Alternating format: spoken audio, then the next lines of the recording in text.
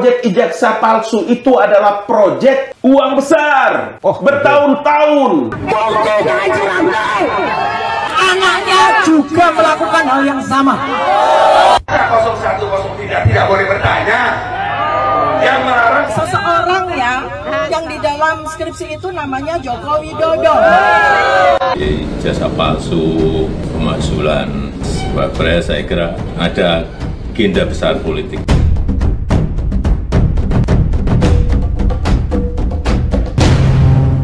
Kalau kita lihat ya, yang namanya ijazah dan pemakzulan itu tidak bisa disamakan begitu saja.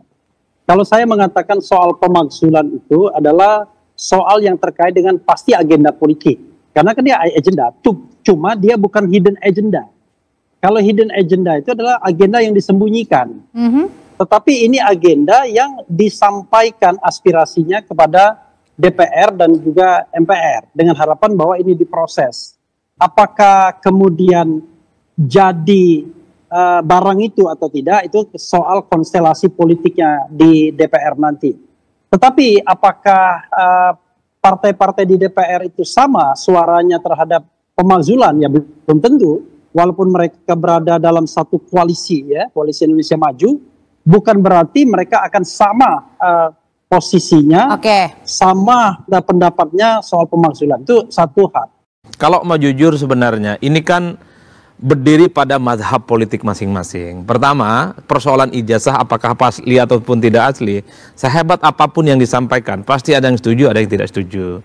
Per hari ini pergeseran itu terjadi, bahwa persoalan ijazah ini bukan asli ataupun tidak asli, tapi ada hidden agenda, ada orang besar menyebut merek dan warna tertentu yang dinilai punya kepentingan dengan menjadikan ijazah sebagai sebuah komoditas. Dituduhlah kanan kiri, dan yang dituduh juga merasa tidak dituduh, dan yang kemudian muncul ke publik adalah pembelahan. Bahwa yang terjadi hari ini tidak murni hanya soal ijazah, tapi ijazah ini hanya semacam komoditas untuk membangun satu diskursus politik, kepentingan-kepentingan tertentu. Dan itulah yang terjadi hari ini. Dulu pada awal SMK, ya, itu adalah proyek yang bagus banget, anak bangsa itu ya. Saya pun bahkan yang menyopiri SMK itu dengan Pak FX Rudi dari Solo sampai Jakarta. Kami berdua yang nyopir ya, bukan Jokowi. Jokowi nggak ikut, Jokowi naik pesawat itu. Ya, kalau pemberitaannya Jokowi ikut naik SMK itu bohong. Itu satu. Ya, terus jadi artinya kita juga yang kemudian mengupayakan sampai itu lolos uji emisi. Setelah lolos ternyata prank. Jadi nggak ada apa-apa. Jadi itu hanya benar-benar dipakai oleh kendaraan politiknya Jokowi ketika waktu itu mau masuk sebagai gubernur DKI Jakarta. Nah setelah itu ya kita tahu orang ini suka bohong nih. Jadi artinya kita benar-benar hati-hati nggak setuju. Jadi artinya ada yang merasa diuntungkan dan dirugikan. Kalau misalnya bagi kubunya Bang Roy, saya bicara masalah penelitian dan clear. Betul. Itu nanti akan ke ujian lebih mas. Jadi jangan tuduh saya punya agenda politik dalam soal ijazah palsu. Gitu. Nah, itu yang saya sebutkan, bagi Bang Roy ini penelitian ilmiah. Ini saya sangat saintifik. Enggak ada kaitannya dengan pemilu-pemilu. Tuh Bang Roy itu bukan partai. Tapi Bang Silvester dan kawan-kawan yang lain tidak menganggap ini bukan soal saintifik, tapi ada hidden agenda dan orang besar dan seterusnya. Itulah yang saya sebut, dua mazhab ini saling gontok-gontokan dan kuat-kuatan per hari ini. Agak meluber sekarang karena kemudian Bang Sarip kemudian memberikan respon karena warna biru itu teridentifikasi dengan partai politik tertentu. Itulah yang kemudian repotnya, Audrey. Jadi sehebat apapun memberikan penjelasan seperti Bang Roy, tapi di depannya Bang Silvester nggak ada artinya. Begitupun Bang Silvester bicara bahwa ini saintifik atau apapun, nggak percaya. Ada kepentingan jangka panjang dan seterusnya dan seterusnya. Itulah yang saya sebutkan tadi. Mengenai ijazah, ya, mengenai ijazah ini begini, sebenarnya kan hal yang gampang sekali. Ini nggak bisa digoreng sesungguhnya kalau seandainya ini kan barang yang bisa di proving, yang bisa mungkin Anda butuh survei, Anda butuh buzzer, Anda butuh statement dari tokoh-tokoh politik, Anda butuh meyakinkan dan bahkan mengancam orang. Kalau saya coba deteksi sampai hari ini percakapan pada level elit partai ataupun di anggota dewan sekalipun, itu tidak pernah menyentuh persoalan-persoalan apa yang kita diskusikan hari ini, soal pemakzulan, soal ijazah, bahkan soal SMK sekalipun. Ini murni adalah para debat-debat yang kemudian muncul di luar domain elit. Misalnya kita bisa contoh, ketika dikaitkan dengan isu pemakzulan di DPR, satupun anggota dewan di DPR nggak ada yang ngomong. Mereka mengatakan nunggu surat, nunggu rapat, termasuk Demokrat. Saya hakul yakin sebenarnya surat soal pemakzulan itu diketahui oleh semua anggota dewan. Cuman karena mungkin tidak ada urgensinya, tidak ada kepentingannya, jadi tidak disampaikan secara terbuka. Apalagi ngomong ijazah, karena bagi anggota dewan bukan kerjaan mereka. Anggota dewan itu adalah kerjaannya adalah RDP, check and balances, kemudian budgeting, dan seterusnya, dan seterusnya. Oleh karena itu, perdebatan soal ijazah, pemakzulan, soal SMK, ini adalah perdebatan-perdebatan politik di luar itu semua, Audrey, sebenarnya. Oleh karena itu, kalau mau jujur sebenarnya, soal kontroversi dan kegaduhan ini adalah aktor-aktor yang saya sebut sebagai non-parlemen, non-partai politik yang sebenarnya muncul isu-isu yang berdiri pada diametral masing-masing. Oke.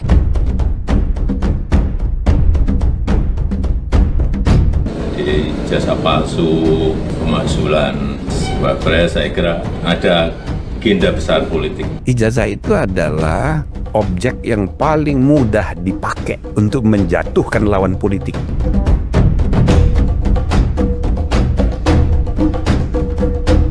Teman-teman itu kan dapat SPDP. Ini ada 12 sekarang ini.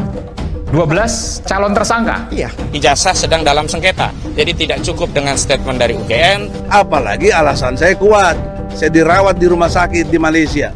Proyek ijazah palsu itu adalah proyek uang besar. Ijazah asli itu harus dihadirkan, ya. Tidak boleh kemudian hanya berbekal fotokopi. Adakah sesuatu yang in a hurry gitu ya, gawat darurat, sehingga semua orang serasa bercepat-cepat, buru-buru? Tanggung jawab keaslian itu siapa? Ya, Universitas. Universitasnya Pak Jokowi, UGM sudah bilang asli. Ya, kejar UGM-nya. Di belakang ini adalah persoalan politik. Ini bukan hukum murni.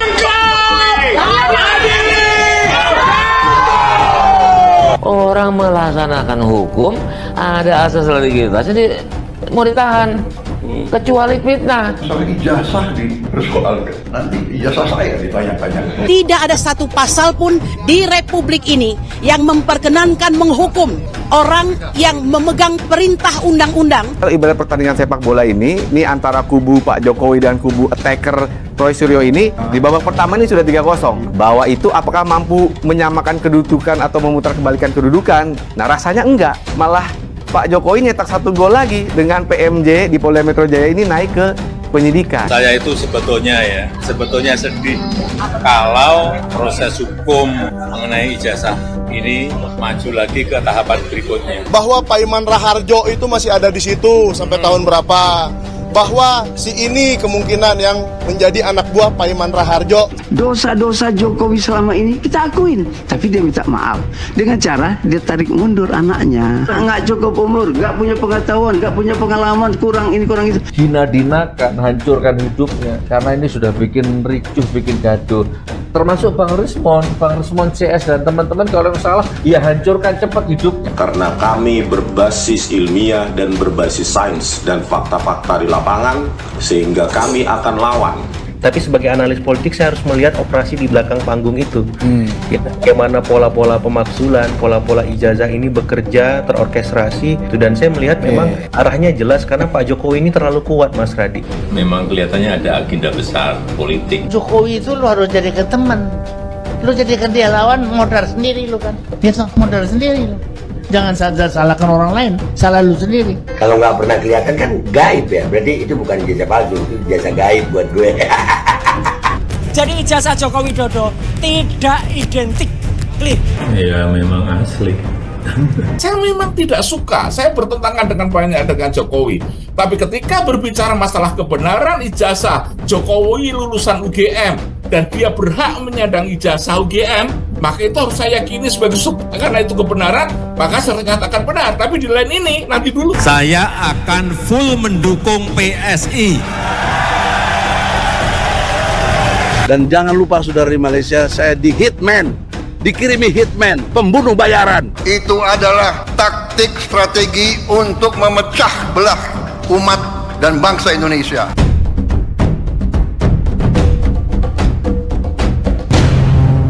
Nah, tambah sekarang siapapun dia, kalau dia pernah memimpin Republik ini atau sedang memimpin ini, tapi ijazahnya palsu, artinya dia menipu, ya orang itu harus diadili. gitu loh. Ijazahnya harus dibuktikan kepada masyarakat bahwa saya tidak berkepentingan untuk sampai orang itu dipenjara, enggak sama sekali. Saya enggak ad hominem. Ijazahnya saja yang itu harus dibuktikan kalau itu benar apa enggak. Begitu ijazahnya terbukti misalnya atau yang jelas skripsi ya. Begitu. Nah, tapi dengan isu pemakzulan yang mungkin terlalu kuat dan juga isu ijazah terutama ini, apakah mungkin ini semuanya disetir oleh orang-orang? Oke, ada dua kemungkinan ya, disetir oleh orang-orang atau ada free riders. Atau sama sekali sebenarnya ini agenda biasa saja. Kalau disetir oleh seseorang, saya nggak yakin siapa sih yang lebih kuat dari Prabowo dan yang lebih kuat dari Jokowi di Republik ini saat ini ya, nowadays. Tapi kata Pak Jokowi bilang ada orang besar yang backup, semua sudah tahu. Loh, siapa orang besar yang membackup itu misalnya? Kalau kita lihat Bahlil, Bahlil kan bukan orang besar. SBY orang besar badannya, tapi apakah partainya cukup kuat untuk membackup itu semua? Karena dia partai yang paling buncit di parlemen misalnya. Karena itu jadi artinya saya, Bang, Pak Jokowi melontarkan semacam serangan balik yang ketika ditanyakan justru nggak bisa jawab, gelagapan menjawabnya. Jadi kalau misalnya ada orang besar di belakang itu siapa ya? Saya memikir apa kekuatan dia. Kalau misalnya katakan itu adalah kekuatan konglomerat misalnya, saya justru menganggap bahwa justru konglomerat saat ini masih di bawah kekuasaan Pak Jokowi secara de facto, masih banyak jalinan-jalinan. Siapa yang hebat? Syarif Hasan bisa mengkoordinasikan konglomerat, kan enggak menurut saya. Itulah yang saya sebutkan, per hari ini sangat tergantung di mana posisi politik kita. Kalau ada di posisinya Bang Roy, apapun yang disampaikan oleh Bang Roy 4000% oke. Tapi kalau kemudian berada di posisinya Bang Silvester 4000% sekalipun yang disampaikan Bang Roy itu nggak benar. Itulah yang saya sebutkan, soal salah benar akhirnya pada relatif. Jadi relatif itu adalah kebenaran sangat tergantung bagaimana preferensi dan keyakinan orang melihat fakta. Soal ijazah, soal pemakzulan. Tapi kalau itu gitu, yang terjadi pada realitasnya. Kenapa tidak ambil saja langsung sikap Pak Presiden Prabowo Subianto untuk ngomong aja? Presiden itu nggak ngurusin begini. Yang diurusin itu adalah soal ketahanan pangan, soal sekolah rakyat. Terusik juga diusik. Soal pemakzulan Wapres sepertinya ngomong diserahkan aja pada DPR dan mekanisme demokrasi. Kalaupun toh kita mendengarkan statement-statement pimpinan MPR misalnya bahwa pemilihan presiden dan wakil presiden itu satu paket. Kalau skripsinya saya pegang betul tuh, primary evidence. Skripsinya jelas palsu, ya. Kemudian tidak ada lembar pengujiannya, kemudian tanda tangan di situ disangsikan oleh anaknya Profesor Ahmad Sumitro sendiri. Ya, kemudian di situ tidak ada nama Pak Kaswujo dan lain sebagainya. Banyak sekali temuan itu sehingga saya, Dr. Rismon dan Dr. Tifa akan berbuku ilmiah tentang itu. Ya udah, itu aja. Jadi kalau itu nanti akan disampaikan dan harusnya ilmiah dijawab dengan ilmiah, buku dijawab dengan buku dijawab. Jadi nggak ada agenda politik ya di balik tuduhan-tuduhan Anda ini. Dan tadi sudah dijelaskan juga oleh Mas Adi bahwa apa yang kita bicarakan di sini di ruang politik nyatanya nggak dibahas kok. Jadi kan nggak ada kan, jadi sama saja beliau mengkonfirmasi bahwa kami tidak ada agenda politik sama. Nggak ada diuntukkan apa. Tapi yang bisa menunggangi siapa kira-kira? Nah, kalau mau jujur sepertinya, kenapa misalnya ini ada semacam akumulasi serangan-serangan yang terkesan memang mengarah ke Jokowi. Soal mobil SMK kan digugat tuh, kemudian juga ada soal ijazah pemakzulan. Ini memang... Ini barengan nih belakangan ya? Iya, ini kan ramai sekali sejak lama. Saya membaca memang ada semacam akumulasi. Mungkin dari dulu sejak jadi presiden Pak Jokowi itu ada yang kecewa, ada yang marah, dan seterusnya dan seterusnya. Dan sepanjang jadi presiden mau ngelawan agak susah. Jadi nunggu momentum setelah tak jadi presiden, hal-hal yang dinilai negatif dan menjadi kelemahan itu dimunculkan satu persatu. Termasuk Mas Roy? Saya nggak mau menyebut, nanti dibantah sama Bang Roy dan nggak setuju. Artinya apa? Akumulasi-akumulasi yang semacam itu kemudian muncul satu persatu. Soal ijazah bisa ditangkap. Kalau sudah ditangkap, lihat adili Jokowi. Kalau sudah diadili, ada dalilnya menggantung itu. Anaknya juga melakukan hal yang sama. Ibu-ibu semua, anak bangsa Indonesia. Kalau tadi ada wacana pengadilan, itu artinya adalah pengadilan rakyat. Mengingatkan aparat penegak hukum agar supaya segera melakukan penyelidikan terhadap keluarga Mulyono. Kami tahu Anda penipu, Anda berbuat kejahatan kriminal, memalsukan ijazah atau ijazah yang dipalsukan atau nggak ada sama sekali, maka diadakanlah ijazah itu, maka Anda adalah manusia bejat yang memang harus pantas dihukum. Mari kita geruduk KPK dan kantor kepolisian untuk mengingatkan bahwa segera melakukan penyelidikan terhadap Presiden Jokowi. Yang paling penting kita lengserkan adalah Jokowi Dodo. Lengserkan Jokowi Dodo. Negeri ini akan hancur kalau kita tidak lawan dari sekarang.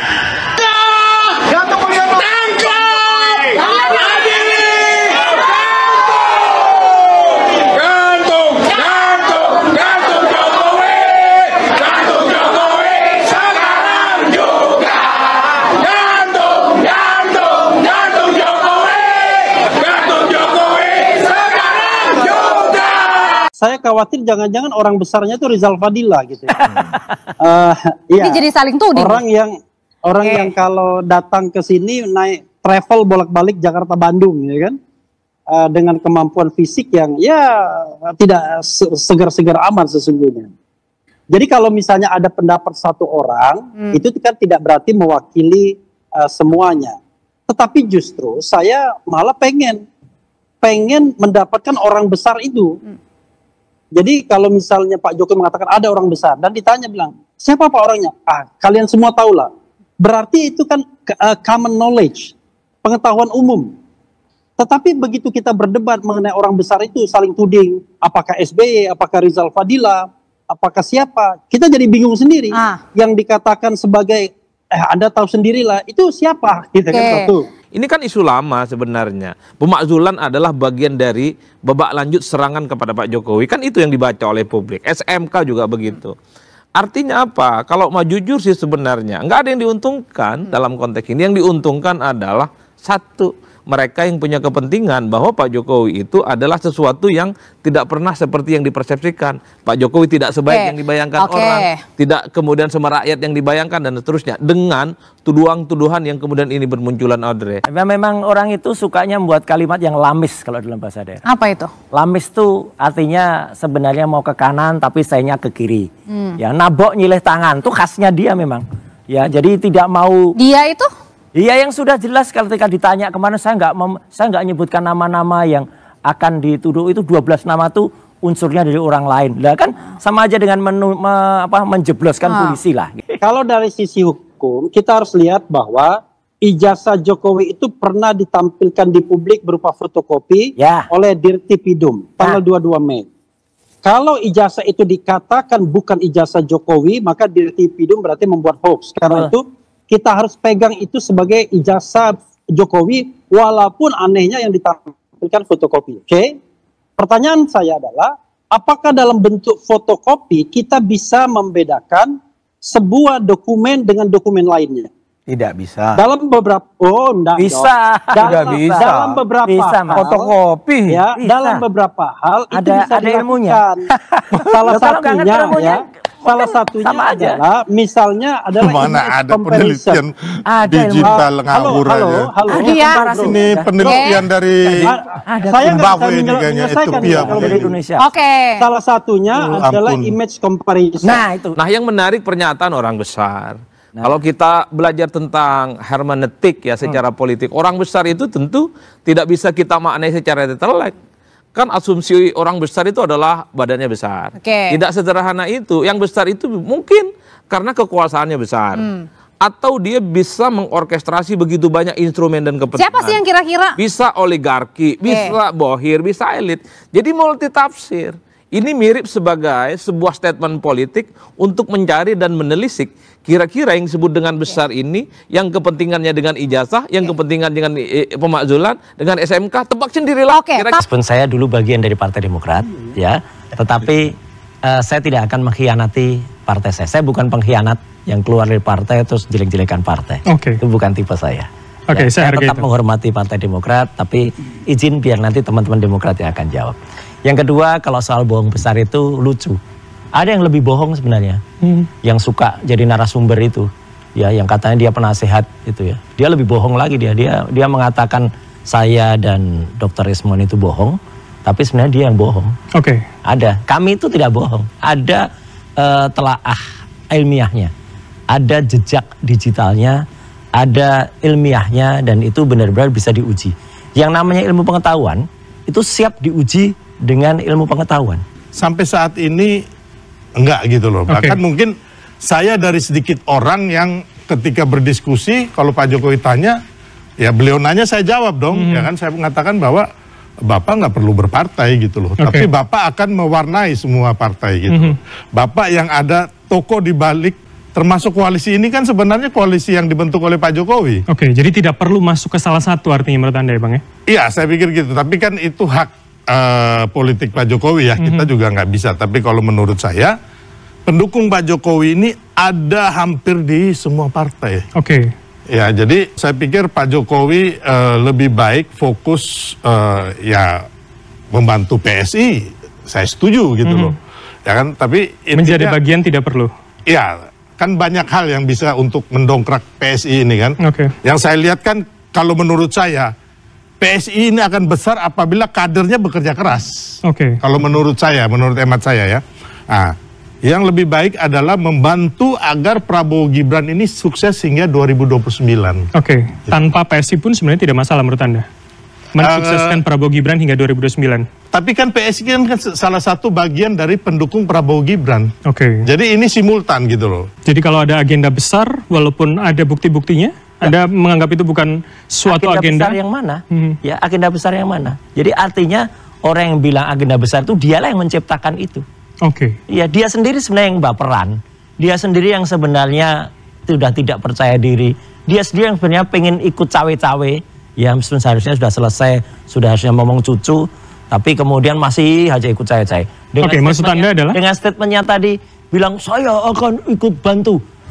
Namanya di dalam internalnya sendiri aja bergejolak, ada yang pro ada yang kontra kok. Gitu loh. Jadi artinya kan sebenarnya dia itu ya belum tentu disetujui, ditolak juga masuk partai itu kan, meskipun saya bukan orang partai lagi. Itu biar urusannya partai-partai lah. Pun hari ini ada gelar perkara khusus menurut Anda? Ya, itu harus diminta.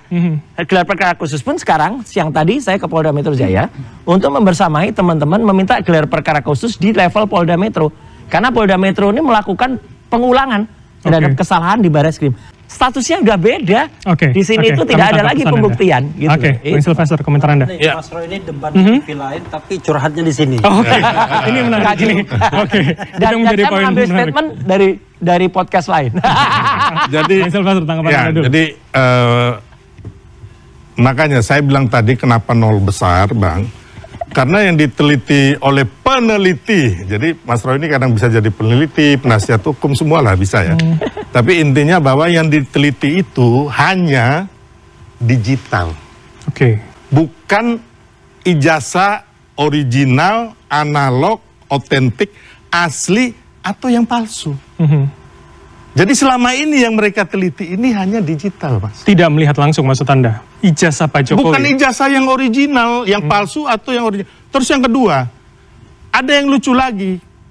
Ya kan, teman-teman ini kan menggugat UGM. Jadi intinya UGM yang dituduh memalsukan. Sebelum tahun 2005. Gak pernah ada tuduhan itu? Enggak. Loh, makanya ada gugatan, Mas. Logikanya ada gugatan di PN Solo dan PN Sleman. Itu loh ya. Ini clear nih, ini fakta hukumnya ada, Mas. Anda nggak bisa bantah, ya? Bukan nggak bisa bantah. Saya ngomong dulu, baru Mas Roy. Itu turut tergugat itu bukan yang digugat. Mas Roy, nanti abis itu Mas Roy bantah ya. Biar saya bicara dulu. Orang hukum nggak ngerti hukum. Tahan dulu. silakan Mas Roy. Digugat tuh. Iya. Jadi intinya Mas Roy, ya kan, bahwa teman-teman ini, ya kan, mengatakan bahwa ijazah itu makanya mereka sampai mengeruduk UGM segala. Tahun 2005 dipalsukan. Tiba-tiba lagi muncul Bitor, ijazah ini dipalsukan di Pasar Pramuka tahun 2012. Bukan hanya ijazah, mungkin akte kelahiran, segala macam kecuali SKCK ya, untuk Pilgub Jakarta 2012. Nah, ini kan hal-hal yang menurut saya nggak masuk logika dan nalar, ya kan? Nah, memang kembali lagi, saya sepakat bahwa nanti yang memutuskan pengadilan, gitu loh.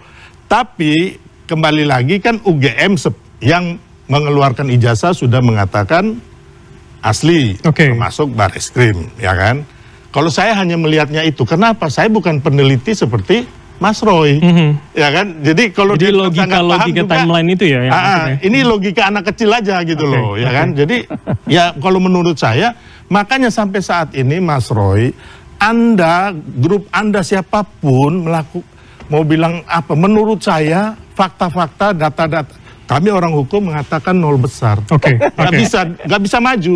Kami tangkap pesanan. Nggak akan bisa maju. Termasuk pengadilan itu sudah berapa kali itu NO, ya kan?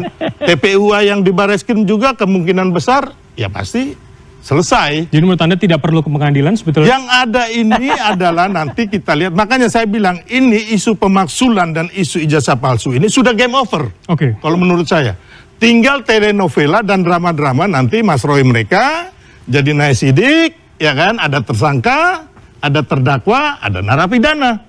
Itu drama-drama ini yang akan kita nikmati. Makanya saya sekarang santai-santai gitu. Santai ini bos.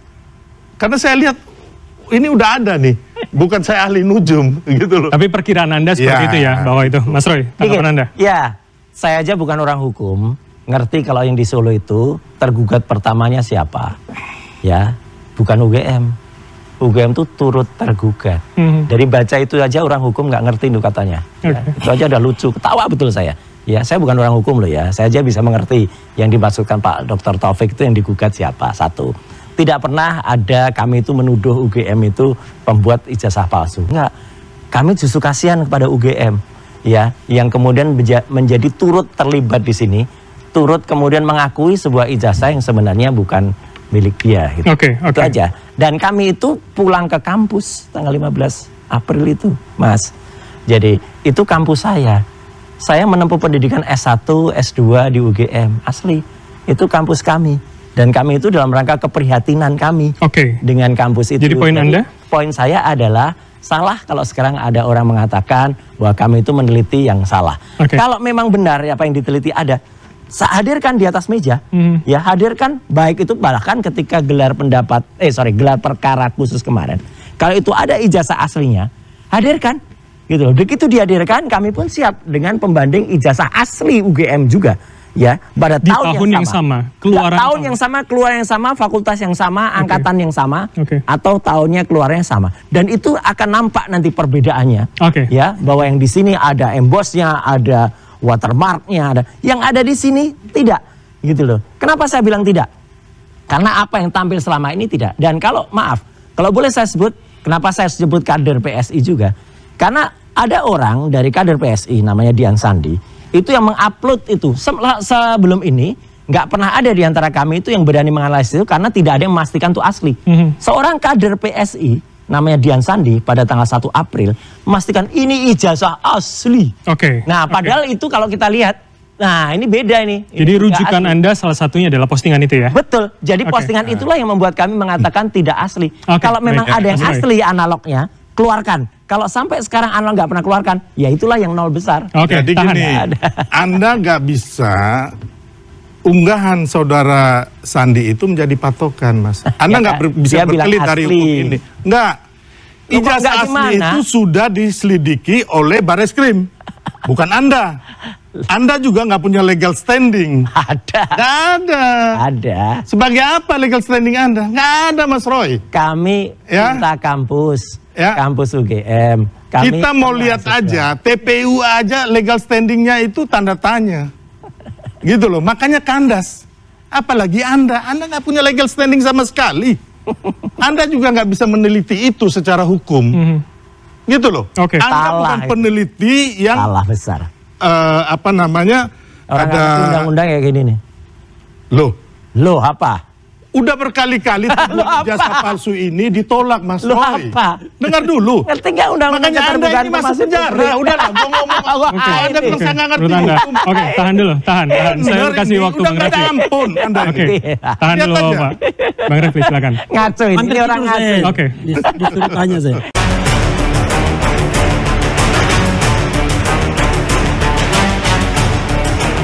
Saya akan full mendukung PSI.